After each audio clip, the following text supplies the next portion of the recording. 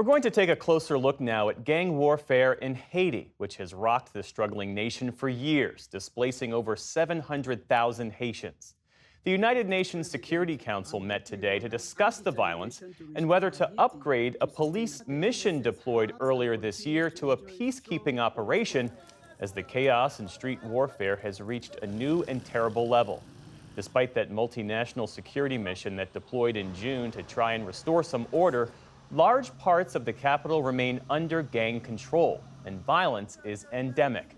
Special correspondent Marcia Biggs and videographer Eric O'Connor recently traveled to Haiti and have this look at the depth of the crisis. Downtown Port-au-Prince, deserted after years of gang warfare. 85% of the city is held by various armed groups, constantly battling for control. They terrorize contested neighborhoods with a scorched earth practice of kidnapping, rape, and murder. No one in the city remains untouched. I had no choice but to join them. In order to stay alive, to save the life of my child, and also avenge my mother and father. This 41-year-old widowed mother asked us to protect her identity. She says in 2020 she was living on a front line between two gang territories when bandits attacked her home and murdered her father, her mother, and her husband in front of her. She fled with her teenage son, and members of the Grand Ravine gang gave her a choice. They asked those who want to stand and fight to fight. I chose to join with my child. How do you survive? When a vehicle with goods is passing by, we hijack it, or we kidnap you. We demand a ransom. You pay us, and we release you. But if you refuse, I have to kill you to take what you have. Have you ever killed anyone? Many times. And how does that feel? You forced me to kill you. I asked you for something, and you didn't give it to me. I've gotten used to it. It's nothing for me now. What was it like the first time? Well, I couldn't sleep for 3 to 4 weeks. But now that I've gotten used to it, it's like a game for me to kill you. It's been nearly 5 months since a Kenyan-led UN multinational security support mission arrived to reestablish security in Haiti. It's a force meant to be made up of 2,500 security officers from various countries. But the mission is critically underfinanced, and so far only around 400 have been deployed. Still, Force Commander Godfrey Otunge maintains that they have made huge strides with the little that they have. We've pacified the airport. Outside the airport, there's this road. When we came here, people were not using it. As it is currently, it's full of traffic. We've gone to downtown. But downtown is a no-go zone. It is a no-go zone to the people that didn't see the way it was before we came. We went out on patrol with Kenyan forces to check out some of those no-go zones, areas still under gang control. We pacified this road, especially this road that runs from this junction to the U.S. Embassy. It was not possible because of the threats of the gangs. Now we need to pacify and now dominate those areas. We passed the U.S. Embassy, whose staff can only come and go with armored cars, and where the U.S. ambassador admits to having limited contact with gangs to ensure their security. Gang members try to slow the patrol with roadblocks and burning tires, but Kenyan forces remain resolute in their mission. What do you say to those who are holding back the resources, who are dragging their feet about getting you what you need? This is the time for action. Because whatever voluntary contribution they put into the trust fund is what propels this operation.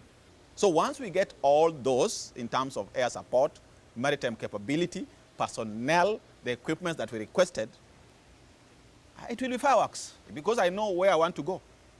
I know where I started, I know where I am, and I know where I want to go.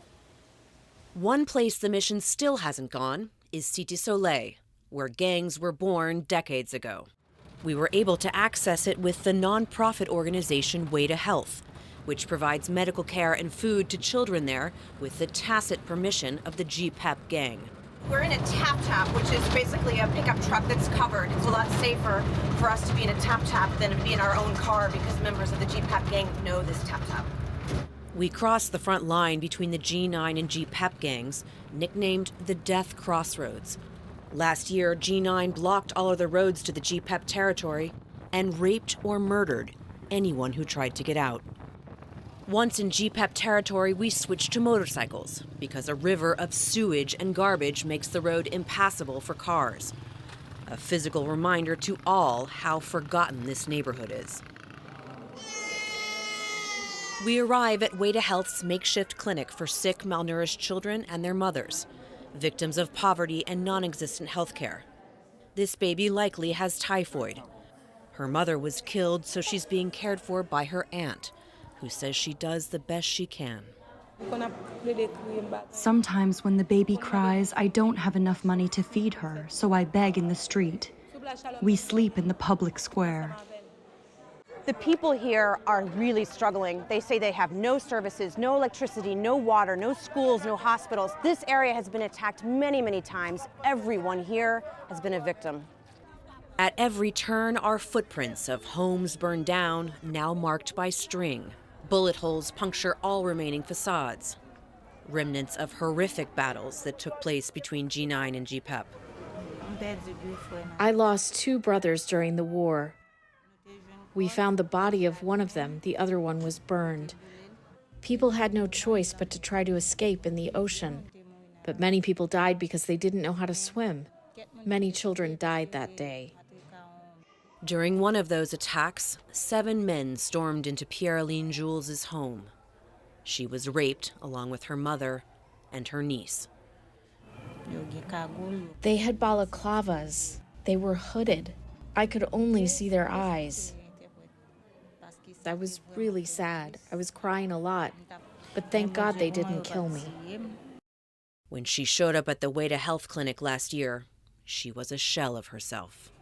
I kept this as a secret with my family, and I am telling you. I didn't tell anyone else what happened to me. But maybe the same thing has happened to your friends. Yes, some friends of mine were also raped. I don't talk about my problems to my friends. I'm a woman with a lot of secrets. Nearby, children play where the river of sewage empties into the ocean. Most of the homes burned down have never been rebuilt. Those families now sleep in the street. Over 700,000 people in Haiti are now homeless because of gang violence. Without any formal camps set up to house those displaced, many of them have begun taking shelter in schools across Port-au-Prince. They are desperate for food. With no running water or soap, disease and pests run rampant. The children are eaten alive by bedbugs at night. Most of the women we talked to had been raped. Some are now pregnant. Macrecia Athos lost her husband when gangs attacked her home last year. She and her 4 children now sleep in this former classroom with 46 other people every night. I am crying because I can't live in this misery. I don't have milk for my little one can of milk. I used to be able to find a can of milk. Now the children are suffering. Sometimes I can't even feed them. A couple of months ago, she went back to check on her home, only to find it still occupied by bandits. They raped and beat her for 6 hours before letting her go. Does it bother you that members of your gang may be raping women? No, because the other gangs came to our territory and did it to us. They take a 7-8-year-old child and rape her. It will never bother me. You made me cry, I'll make you cry too. What could the state do to end the violence? The state should start with their high-ranking officials first, because they are the ones who set it up. We don't take the streets of our own free will. Where do we get the weapons? How can I buy a Kalashnikov? How do I buy an M16? No, they must start with themselves first, before that could change. As long as they bring us weapons, we will take them. What do you see in your future for you and your son?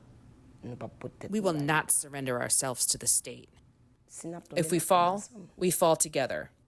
If we survive together. In a state incapable or unwilling to combat such brutal resolve, violence begets more violence. For the PBS NewsHour, I'm Marcia Biggs in Port-au-Prince, Haiti.